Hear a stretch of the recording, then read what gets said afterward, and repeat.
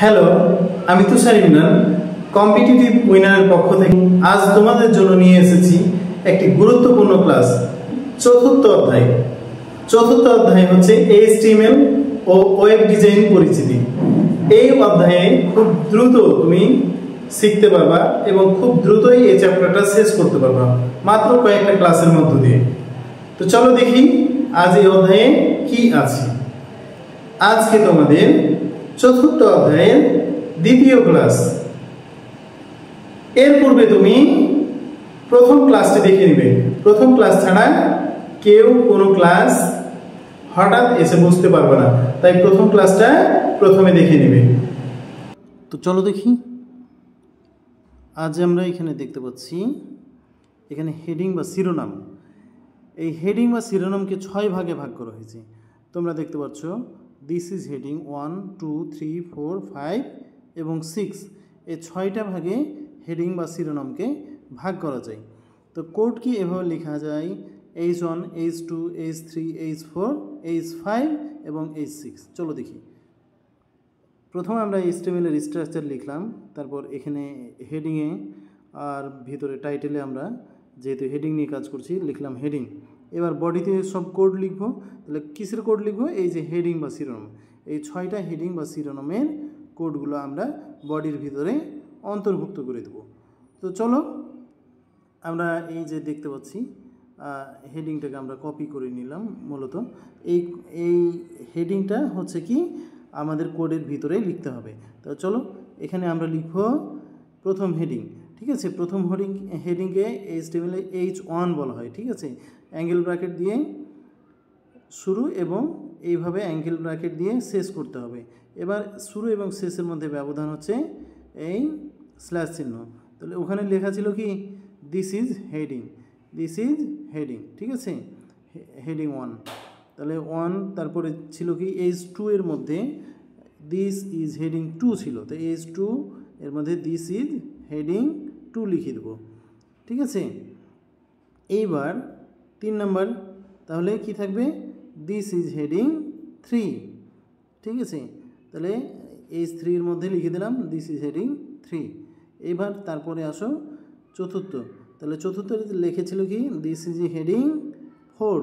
তাহলে H4 এর মধ্যে আমরা লিখে দিলাম দিস ইজ হেডিং 4। ঠিক আছে, এবার আবার পঞ্চমে যাই। পঞ্চমে গিয়ে আবার লিখব দিস ইজ হেডিং 5। H5 এর মধ্যে দিস ইজ হেডিং 5। এইবার তোমরা যদি যাও তাহলে সর্বশেষ হেডিং সেটা কি H6। ঠিক আছে, তো আমরা সেখানে লিখব দিস ইজ হেডিং 6। ঠিক আছে, এই যে H6 এর কোড দিলাম আমরা, H6 এর কোড হবে। H6 এর মধ্যে আমরা দিস ইজ হেডিং 6 লিখে দিলাম। তো এভাবেই আমরা হেডিংকে 6টা ভাগে ভাগ করা হয়। মূলত এটা হচ্ছে কোনটা ছোট এবং কোনটা বড় এটা নির্দেশ করে।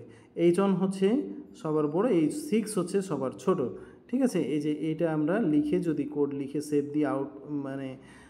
দিই সেভ দেওয়ার পরে হচ্ছে যে এইখানে ব্রাউজার ওপেন করলে আমরা এইটা দেখতে পাবো। এই যে যেটা দেখতে পাচ্ছি এটাই মূলত কোশ্চেন থাকবে। ঠিক আছে, এইটা দেখে আমাদের কোডগুলো নির্ধারণ করতে হবে।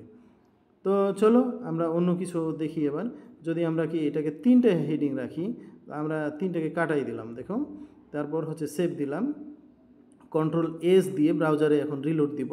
ঠিক আছে, রিলোড দিলে দেখো এখন 3টা আসছে, অর্থাৎ প্রশ্নে জয়টা থাকবে আমাদের তো এটা করতে হবে। ঠিক আছে, আমরা যদি একটা রাখি, দেখো একটা রেখে Ctrl+S দিয়ে সেভ দিলাম। এরপরে কি করব আমরা আউটপুট দেখব। ঠিক আছে, আউটপুট দেখলে তুমি দেখো এখন রিলোড দিলে একটা আছে, অর্থাৎ পরীক্ষায় জয়টা থাকবে আমাদের তো এটার কোড লিখতে হবে। ঠিক আছে, পরীক্ষায় দেখে দেখে আমাদের এইভাবে কোড লিখতে হবে। আমরা চলো এবার নতুন কিছু দেখি। ঠিক আছে, এবার একটা প্যারাগ্রাফ দেখো। প্যারাগ্রাফের কোড হচ্ছে P। ঠিক আছে, প্রথমে একটা দেখলাম যে একটা হেডিং আছে এবং সেখানে একটা প্যারাগ্রাফ ইনক্লুড করলাম, একটা প্যারা ইনক্লুড করলাম। এবার যদি এটা লিখে আমরা সেভ দিই, ঠিক আছে, তাহলে হচ্ছে যে আমরা আউটপুটে দেখতে পাবো যে লেখাটা প্যারাগ্রাফের মধ্যে লিখেছি সেটা একটা প্যারা আকারে যাবে, আর শিরোনাম যেটা লিখেছি শিরোনামটা হচ্ছে বড় আকারে থাকবে। অর্থাৎ যেমন নিউজ দেখি আমরা প্রথমে হেডিং বা হেডলাইনটা থেকে কি বড় আকারে, নিচে প্যারাটা থেকে ছোট লেখাই তার অধীনে, আমরা এমনই দেখতে পাচ্ছি। ধন্যবাদ, আজকে এ পর্যন্তই ক্লাসে। আশা করি তোমরা বুঝতে পেরেছো। ঠিক আছে, কোনো প্রশ্ন থাকলে কমেন্টে জানাবা, আমরা উত্তর দিয়ে তোমাদের সব কিছু আরও ক্লিয়ার, যা তোমাদের প্রশ্ন আছে জানাবা, আমরা ক্লিয়ার করে বুঝাই দেবো ইনশাল্লাহ। ধন্যবাদ।